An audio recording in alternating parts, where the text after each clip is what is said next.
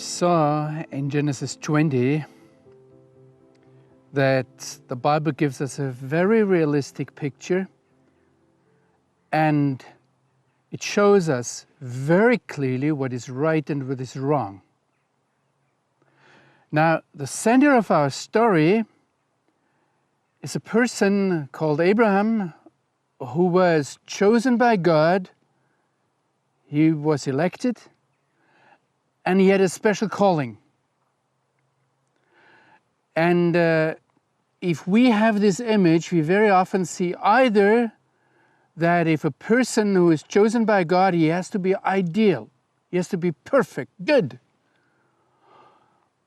Or if he's still chosen and he's not perfect and not so good and a little bit blurred in his moral kind of standards, then we blur the moral standards. We take away the good and the bad and say, it's not so clear in the Bible, you can interpret whatever. We have this tension. I just want to take you into this tension here in this text, and for a third time look at it. And this time we look at Abram's calling. I read from the beginning. From there, Abram, from the mountains we have not far from here, Abram traveled in the direction of the Negev. He settled between Kadesh and Shur and lived for some time in Gerar. We are here in Gerar. Abram said to his wife Sarah, "She is my sister." And therefore Abimelech, king of Gerar, sent and took Sarah. But God came to Abimelech in a dream by night and said to him, "You're a dead man because of the woman whom you have taken. She belongs to another man." But he had not taken her. He had not touched her. So Abimelech was able to say, "Lord, will you kill an innocent people? Did he not himself say, Abraham, she's my sister, and Sarah confirmed, he is my brother? In the integrity of my heart and the innocence of my hands, I've done this." Then the one true living God said in the dream, "Yes, I know that you have done this in the integrity of your heart. It was I who kept you from sinning against me, therefore I did not let you touch her. Now then," and I'll listen exactly, we are here in verse 7. "Now then," the Lord says to Abimelech, "return the man's wife, for he is a prophet." Now wait a minute. You see the whole picture? And God says, he's a prophet? Maybe Abimelech thought, he looks rather like a pimp. If you offer women who should be honored for immoral purposes or whatever, this doesn't really look like a prophet. And God so goes on and says, "Let him pray for you, so you shall live." It's a matter of death and life for Abimelech. Now wait a minute. Who has the better relationship here with God? This Abram or I, Abimelech? Just go into the situation and picture it for yourself. God says, he is the prophet. And if you want to be healed, if you want to live, go and let him pray for you. He is called to be the intercessor. In a way, we already see here what Yeshua, Jesus, 2 millennia later, 2,000 years later, teaches the Samaritan woman at Jacob's well in Shechem, which is today's Nablus, up there in the mountains. When he teaches her and says, salvation, if you want to have salvation, if you want to be healed, if you want to have life, salvation is from the Jews. It's not a matter how good they are. It's not a matter whether they come up to the moral standards the Lord himself gives, but it's a question of the Lord's calling. And the Lord is with Abimelech. I return to the text. He is so clear. He says, if you do not return her, know that you surely die, you and all who are yours. What we see here re-emphasized. I took you to Jesus' time. Now I take you back to the beginning of our story with Avraam, in Genesis 12, verse 3, the Lord says it at the very beginning, I will bless those that bless you, and whoever belittles you, I will curse. And in this way, all the families of the earth will be blessed.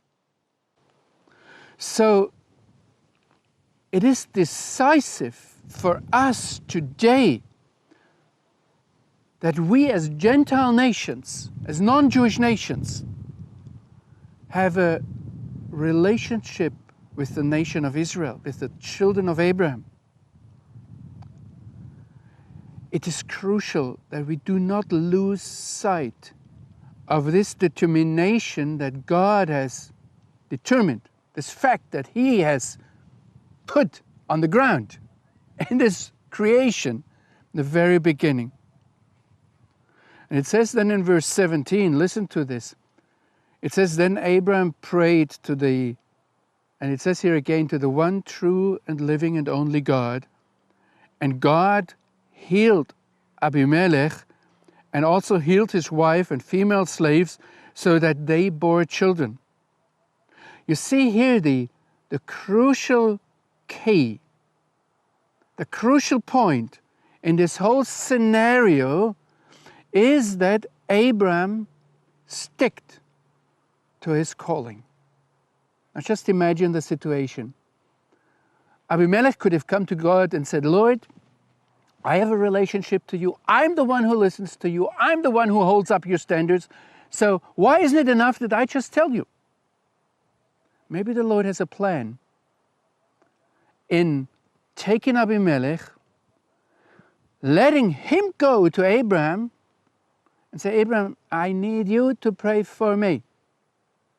I need you to talk to your God for me so that I will have life. I will be healed.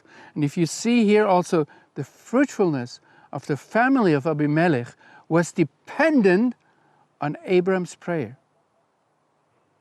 For the Lord had closed all the wombs of the house of Abimelech because Sarah and Abraham's wife. Look, it is the whole meaning of this series that we focus in a special way on our relationship with Israel. And this is one of the points where it becomes very, very clear why this relationship with Israel is so important. We sometimes as Christians behave, we think, we prove theologically that if I have only Jesus, then I have enough. I don't need more. I have it. But what if we have a relationship with the Father in heaven through Jesus as Christians, as Gentile believers, and then the one true and living God tells us, and maybe we have the better relationship with Him, but then He tells us, but look, I have chosen Israel for a specific a purpose, and now, in order to establish this purpose, and maybe also in order to do something with the Jewish people, you go and ask them to pray for you. Just imagine, I'll show you a little bit of crazy situation. Just imagine somebody is sick, and he has a very good relationship with the God of Israel, and he goes to a Jew who doesn't have a relationship with the God of Israel and say, but look, the Lord has called you to pray for me, and I will be healed. And he in a way forces him, because it's such an embarrassing situation, to pray for him. And the miracle happens that the Lord will listen to him.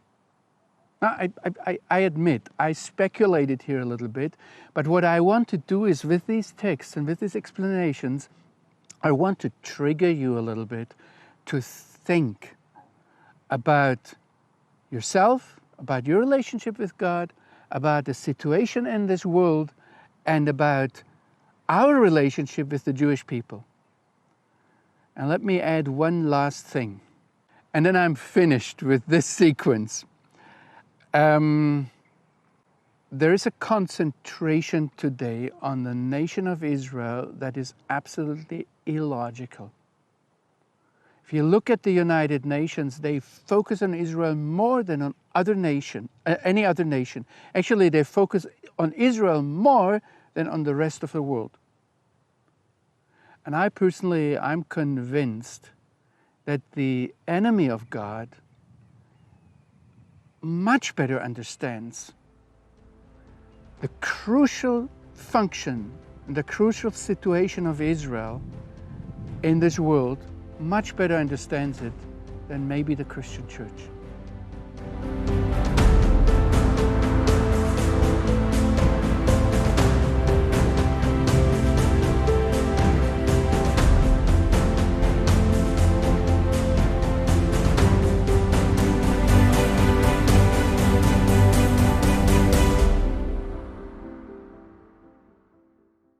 Alpha,